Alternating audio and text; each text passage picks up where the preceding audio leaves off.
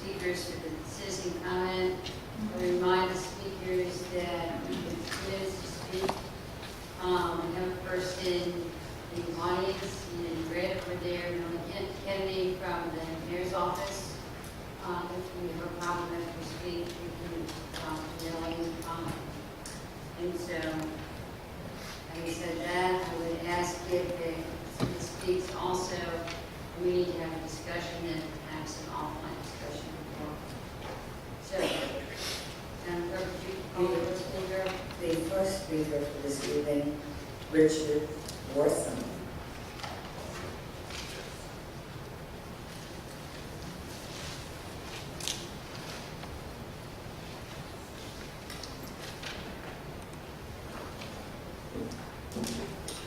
Hello, my name is Richard Steve Morrison. I'm a resident of Church Hill. Over the past few years, and more so recently, I've been hearing about the idea of sustainable development or smart growth in our newspapers and from our city leaders. This idea of sustainable development, in which the density of housing is increased, along with commercial and business development, creating what is called a live, work, play environment, has been promoted by the city for a number of years. The proposed developments surrounding the thankfully failed ballpark in the bottom embodied this idea. More recently, there has been a transformational plan developed for the Church Hill neighborhood in the east end of the city. 1 month ago, there was a River City Saunter promoting the idea of sustainable development and smart growth. I'm a civil engineer by profession and a holder of bachelor's and master's degree in urban planning. And until recently, I believed all the hype about smart growth and sustainable development. I'm here tonight to inform you of the other side of the issue, of which you may not be aware. In 1992, the United Nations held a worldwide conference called the Earth Summit in Rio de Janeiro, Brazil. The outcome of this conference was the development of a 288-page document called Agenda 21. 178 nations were signatories to the Agenda 21 document President George H.W. Bush signed for the U.S. At the Earth Summit, the Secretary General of the conference, Maurice Strong, addressed the gathering and said the following, quote, "Current lifestyles and consumption patterns of the affluent middle class, the use of fossil fuels, appliances, home and work air conditioning, and suburban housing are not sustainable." Close quote. In essence, he was saying that the American way of life must be eliminated. Just prior to the Earth Summit, an organization was founded to help with the promotion of these ideals. The International Council for Local Economic or Environmental Initiatives, also known as ICLEI, was founded in 1990. The council was established when more than 200 local governments from 43 countries convened at a World Conference for Local Governments for a Sustainable Future at the United Nations in New York. Our city, Richmond, has been a member of ICLEI since November of 2009. Agenda 21 and ICLEI promote their goals through the use of non-governmental organizations. These NGOs develop policies and programs that take control from our representative government and put it into the hands of regional, non-elected boards. This allows elected officials to shirk their responsibilities. ICLEI's methods include infiltrating local government, organizational representatives seek to be hired into local planning departments, or they provide toolkits to the staff. Too many elected officials allow ICLEI to influence policy changes through the use of funding incentives and rewards. In summary, sustainable development seeks increasing governmental control over land, ultimately resulting step by step to the abolition of private property, primarily through the implementation of wildlands projects and smart growth. Ironically, most of the people involved in the process have never heard of Agenda 21 or Sustainable America, another program, but the sponsoring NGO or agency knows exactly what it is and what his or her role is in implementing its policies. The policies envisioned by ICLEI and apparently supported by our city government are diametrically opposed to the principles espoused by the founding documents of our country and common Your law, time is up. notably the Constitution and Bill of Rights. We will be watching. I have some documents that I'd like to hand out to each one of you, and Thank you. another one for the mayor also. Thank you, very sir. much. Thank you. The next speaker, Miss Lily Wallen.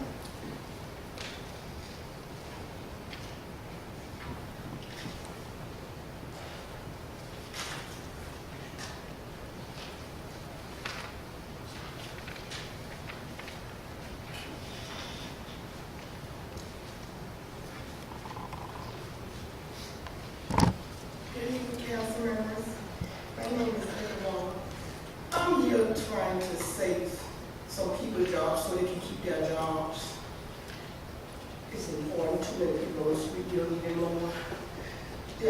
When they switched the bus over, the 56 Labarnum, and they had in the paper that they was enhanced. Enhanced means to add on, it don't mean to take off, enhancement. Okay, we have a lot of people that ride the 56 Labarnum bus, goes in the morning to Garbertown and to the airport. It only run twice now. It was running 4 times in the morning, but we're not going to go along with that. We'll just let it go along with 2 times. And when they changed it on October the 1st and changed the buses, they put the 56 Labarnum back. It was running at 9 after on Broad. They put it back to 1 minute to 6. It was running 9 after 6. When they took that bus off, we have 6 buses that connected with that. And they can't get to Broad Street in time to catch the bus.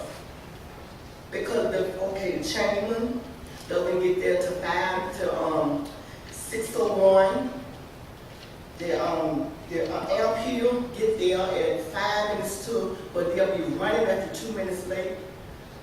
The Harlem Park bus, which is the bus that I ride, and 5 more people to get on the 56, is late every day.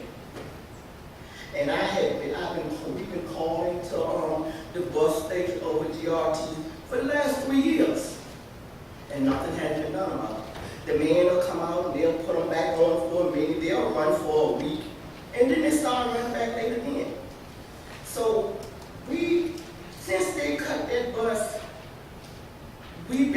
they have some people, I'm talking for everybody, I'm not talking for me because my supervisor come picks me up if I'm late.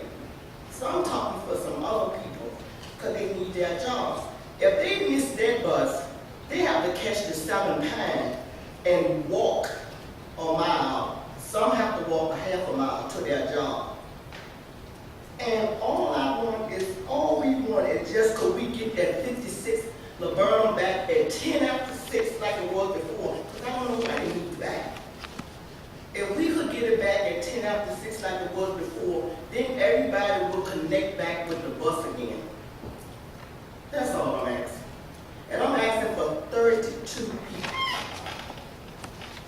Why did they put the bus at 1 minute to 6 when the bus was running at 10 after 6 on Broad? And I'm the only person who have to be at work at 6:30, and I get to work every day at 6:30. I'm the first person that get to work, because I work for Wyatt. You have 30 seconds. Please begin to summarize. And and when I called them, they told me that I had to talk to the mayor. We need to talk to somebody so we can keep our jobs. I know you just stated this, but it's talking to me. I want to, if you don't mind giving me or give me a call so I can get the right number. Okay. Because what's showing up on the form that I have in front of you is not a complete number, and I need to be able to get a better understanding. My number, my phone number? Yes, ma'am, but you don't have to give it to me now. Okay. Let me know privately. It's very Everybody important. in the city to be calling you. Thank you very much. And also, you would think you should have something written there, if you would talk to Ms. Kennedy about it anymore. I will certainly. Mr. Jewell? Yes, Ms. Braun, this started happening when you got a date. We they cut it in October.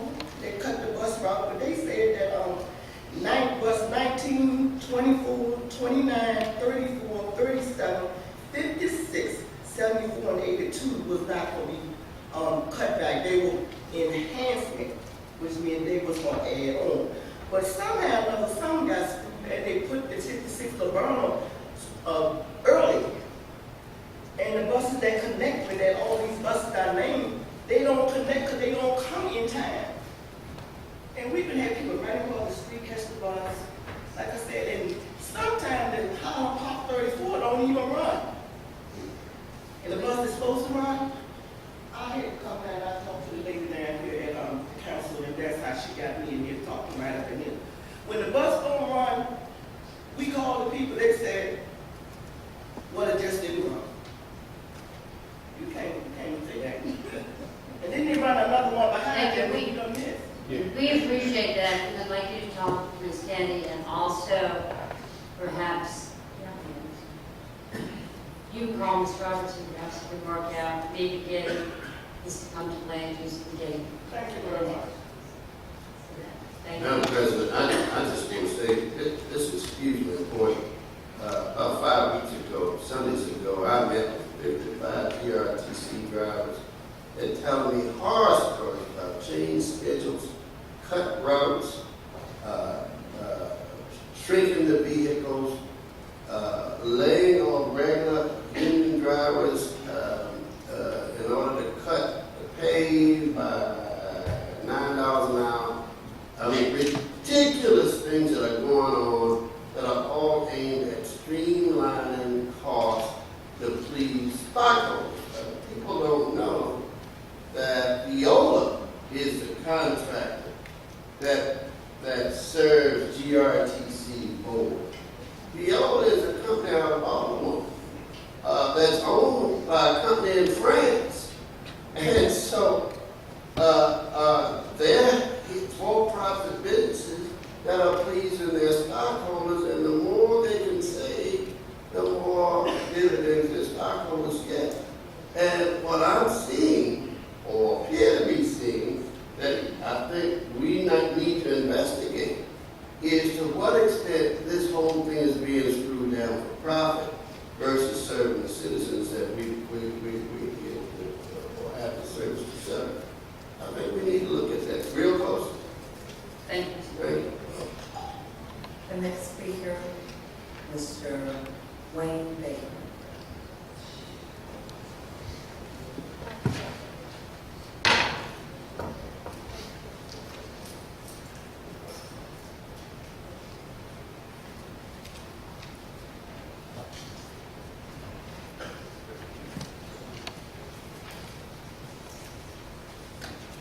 Good evening. Good evening. My name is Wayne Baker, and I am the President and Business Agent of Amalgamated Transit, Local 1764. I have over 1,600 members. I represent 11 bus companies from as far north as Baltimore, as far south as Richmond, Virginia. James River Bus Lines is one of the properties that I represent. The contract between James River Bus Lines and Amalgamated Transit of 1764 expired on August the 30th of this year.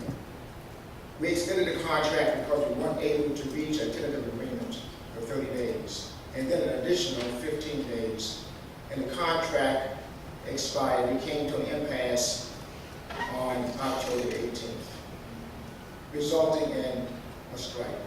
To my left and right are some of the James River bus drivers. They drive our children. They, in fact, do, if not 95%, 75% of all the transportation of the schools around the Richmond, city of Richmond, and the county. They also are the ones that take us up and down the highway to Atlantic City, to the racetrack. And these drivers that are on my left and right work hours in excess of 12 on a daily basis. They don't have scheduled days off. They don't know when they're going to spend time with their families. They're drivers on my left and right that have been with James River Bus Lines for almost a decade. And they aren't able to exercise what I believe is the number one component in any contract, and that is seniority. There's favoritism at James River Bus Lines. There's work. I heard someone speak earlier about Capital One that is operated on a daily basis. They operate the Amtrak service on a regular basis. And they also have a contract with the military. This work can be combined for the senior driver to pick and work on a daily basis. This doesn't happen in James River Bus Lines. And I'm here because these drivers have taken enough. When you have bus drivers that are licensed, and their licenses are just as important to doctor's or a lawyer's license as to them. What I mean, they lose their license, they can't drive. And here they stand, and one of which isn't present, that had to go back to work because he has cancer. And the company said that he would no longer have any health insurance after the 30th of this month. These drivers love what they do. They're sharp, they look like this every day. They deserve more. Now, this is not what the owners of James River will probably stand before you and say, economics. Your time is up. Thank you. Thank you for bringing this to our attention. But as you know, this is city council, this is a union issue. So this is not, purview, but we appreciate you bringing this to our attention. Thanks. Madam, Mr. Jewell? I'd just like to finish by saying, what is it you would ask us to do? Well, I would just like to assure that the drivers who are hauling our children around are able to have a break, not work 12 hours a day and not be able to have a break. They can go and relieve themselves, but they can eat. They aren't privy to that. They work 12 or 13 hours a day with no break. They have no opportunity to spend time with their family, and we just felt that it was a need for the city of Richmond to know what James River is doing to their drivers. Thank you, we appreciate that. Madam President, Yes, ma'am. I'd like to thank all of you for coming here tonight too, and also, I think it's awful that some of the conditions that you have brought to us tonight have not been addressed by the bus company that you all work for and what you all do, and then for someone to have cancer and be told that you're not going to be treated. This is my heart goes out to every one of you, and I hope that you don't give up, and I hope you will take this, to the press, also to the General Assembly, call some of the delegates and senators, call Congressman Bob Scott, let him know what's going on. Seriously, don't let this be, don't drop this deal. This is your first step, okay? Just remember, your voices were heard here tonight, and everyone else is watching this council meeting tonight. Thank you so much. Thank you. Thank you. Thank you for hanging in. The next speaker, Ms. Robin Robinson. Robinson. Those are all the speakers. Thank you, Madam Clerk. Go to the consent agenda. Items on tonight's consent agenda consist of item number 4, ordinance number 2010-172, to exempt personal property by UNOS from personal property taxation for the tax year. Item number 5, ordinance number 2010-185, to amend the code concerning the Commission of Architectural Review for the purpose of reducing the term of office for members from 5 years to 3 years, imposing term limits of 2 consecutive full terms, replacing the requirement that one member be a nominee of the William Byrd branch of Association for Preservation of Virginia Antiquities with a nominee of the Alliance to Conserve Old Richmond Neighborhoods, and prohibiting that appointment of any officer or employee of any organization that may nominate candidates for appointment of the commission as a member. Item number 6, ordinance number 2010-186, to amend the code concerning the appeals of decisions granting or refusing to grant certificate of appropriateness for the purpose of limited appeals. Item number 7, to remove no parking signs along the westbound lane of Kingsbury Road in the 5400 and 5500 blocks of Kingsbury Road. Item number 9, ordinance number 2010-195, to authorize the special use of 5449, 5501, and 5503 Midlothian Turnpike for the legitimization of an existing freestanding sign. Item number 15, ordinance number 2010-217, to authorize the CAO to execute a project agreement between the city and the Virginia Department of Rail and Public Transportation for the purpose of granting the city $937,576 to fund the capital improvements of Main Street Station. Item number 16, ordinance number 2010-218, to authorize the CAO to enter into a contractor assistance loan program cooperation agreement between the city and the EDA to serve as the administrative agent of loans made through the contractor assistance loan program. Item number 17, to appropriate $6,000 from the U.S. Department of Justice Services to the Department of the Police for providing additional law enforcement resources to address public safety needs. Item number 18, ordinance number 2010-220, to rename the street known as East 27th Street as Toller Furniture Company Street. Item number 19, ordinance number 2010-221, to authorize the special use of 6011 Jenk Road.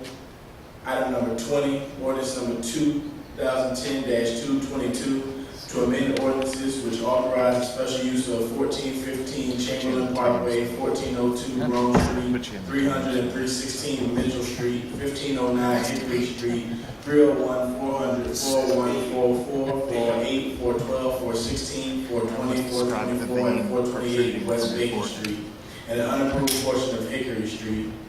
Item number 21, ordinance number 2010-223, to conditionally rezone 2823 East Main Street and 101 Pear Street from the M1 Light Industrial to B5 Central Business Zoning District. Item number 22, ordinance number 2010-224, to amend the code for the purpose of removing permits and fees for cutting and welding permits and providing the city's Board of Fire Appeals to hear appeals arising from the city's fire safety regulations. Item number 23, ordinance number 2010-225, to amend the code for the purpose of modifying the city's incentive rebate program to remove the limits on rebates available. Item number 24, ordinance number 2010-226, to authorize the CAO to accept $249,360 from the U.S. Department of Justice Office programs for the purpose of providing funding for the planning and implementation of the Richmond Mental Health Alternative Sentencing Program. Item number 25, ordinance number 2010-227, to authorize the CAO to accept $46,100 from the Virginia Department of Transportation for the purpose of providing funding to the Powhite Parkway Forest Hill Avenue Railroad Preemption Project. Item number 30, resolution number 2010-R170, to approve $1,493.10 from the council district funds for the second district to pay the Department of Information Technology for the printing of the second district newsletter. Item number 36, resolution number 2010-R179, to request that VDOT program Highway Safety Improvement Plan project for the 25th Street and Fairmont Avenue and 9 Mile Road roundabout.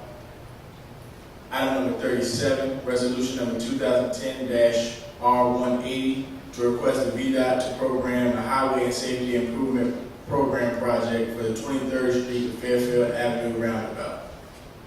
Those are all the items on the consent agenda. Thank you, Clerk. Is there anyone in the public to speak in favor of any of these ordinances or resolutions? Hello, so person or citizen of Richmond, Virginia. Just briefly, I'd like to express my support for items 36 and 37 pertaining to roundabouts. It is a great way to save lives and decrease injuries, and I hope you guys have the kahunas in the future to stick with the recommendations of your traffic department and not listen to opposition of the neighborhoods, because they will oppose it and it's for their own good, even though they don't realize it. Thank you for the opportunity to comment. Thank you very much. Is there anyone to speak in opposition to any of the papers on the consent agenda?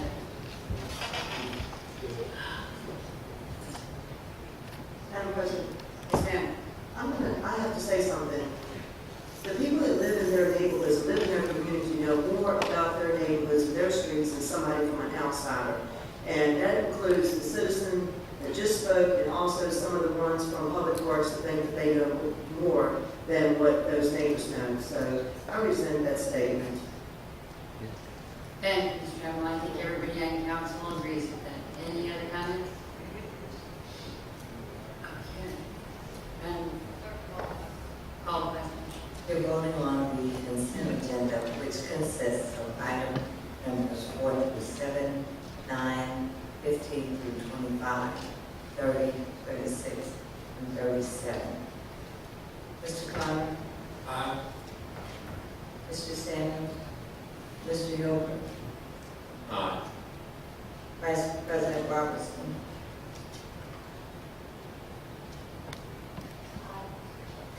Mr. Jewell? Ms. Newell? Ms. Trammell?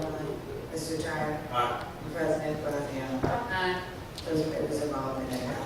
Thank you, Madam Clerk. May we have approval of the minutes from the previous meeting? Yes. The minutes are to be approved from the meetings, following meetings, the informal meeting Monday, November 8th, 3 o'clock p.m. The formal meeting Monday, November 8th, 6 o'clock p.m. Councilman Tyler, would you make a motion to approve the minutes from the meeting? And Councilman Sanders, would you make a motion to approve the minutes? I would make that motion. You're voting on Councilman Samuel's motion to approve the minutes from the meetings as read. Mr. Connor? Aye. Mr. Samuels? Aye. Mr. Hilbert? Aye.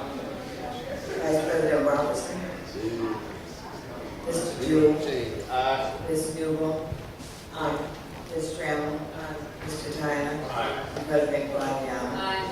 Those minutes have been adopted. Thank you, Madam Clerk. Madam Clerk, do we have any expedited resolutions? We have one paper for expedited consideration. That's Resolution 2010-R176, page of Mr. Hilbert, to encourage and support participation in the Love Lights program for the 2010-2011 year, with the display lasting until January 1, 2011. We need a motion for expedited consideration of that paper. Councilman Jewell, will you make that motion? That's for expedited consideration. Love lights. Yes. So moved. You're voting on the councilman for expedited consideration of that paper. Mr. Connor? Aye. Mr. Samuel? Mr. Hilbert? Aye. Vice President Robertson? Aye. Mr. Jewell? Aye. Ms. Newell? Ms. Trammell? Mr. Tyler? Aye. And President Graziano? Aye. That paper is before you for consideration. Thank you, Madam Clerk. Is there anyone in the public to speak in favor of this paper? In opposition?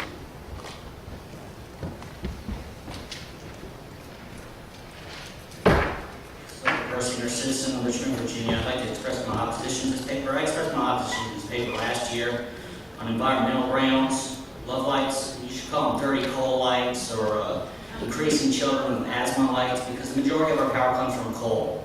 And, why don't you guys write a resolution asking the buildings, the people that work downtown, to turn off the lights after they leave? It wouldn't be an enforceable law, but it would express the desire of council to save electricity. Every light you turn out saves electricity, saves the garbage that the mining companies in West Virginia are dumping into the streams and rivers of West Virginia and poisoning the water. I appreciate that. I guess the sentiment is supposed to be good for visitors, make Richmond an attractive place. The city doesn't need to participate in the program. It can express its support without burning the candle itself. Thank you. Thank you, Mr. President. Back to council, discussion. As the patron of this paper, I want to say that there is an element of conservation in this year's fund lights, and they will be turned off as of January the 1st versus the traditional February 14th. This is a motion that does make our downtown more attractive. I will remind the previous speaker that I and others on this council supported a resolution to discourage the construction of coal-burning power plant in Southwest Virginia. We were outvoted. I have encouraged other conservation programs, but I don't think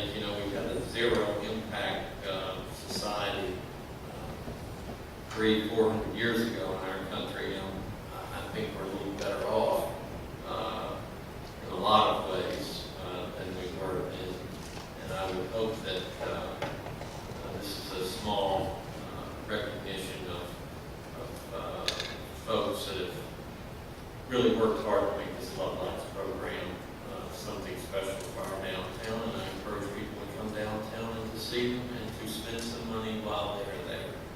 Thank you. Thank you, Mr. Hilbert. Especially like to spend the money for I want to put in a comment, please. spend. Anybody else want to sign on? Mr. Trammell? Is there anybody that doesn't want to sign on? Okay. Everybody. Mr. Trammell? No, I want to thank my colleague Chris North for this program because I've heard from children that have seen those lights, and I've seen expression on those children's faces and the seniors when they go down there and they see all those lights. If that can bring a little pleasure to those children or to the seniors and everyone else that goes there, because at this day and time when there's some, people that are hurting because they don't have jobs or their jobs have been cut or things like that, and they go down and they see some lights that brighten up their life, why not do that? And, I wish it could be extended longer than just Valentine's Day. Thank you for doing this, and I know that every year that you do this, someone comes down here and speaks against it, and when we get the phone calls from our emails, it makes me feel good when they say, thank you for supporting Chris Hilbert with those loved ones. So thank you, Chris. Thank you, Mr. Trammell. Any comments? Great call. Question number? You're voting on the paper. Mr. Conlon? Aye. Mr. Stanley? Aye. Mr. Hilbert? Aye. Vice President Robinson? Aye. Mr. Jewell? Aye. Ms. Newton? Aye. Ms. Trammell? Aye. Mr. Tyler? Aye. And President Graziano? Aye. That paper has been adopted. And President and members of council vote on the item. Thank you, Madam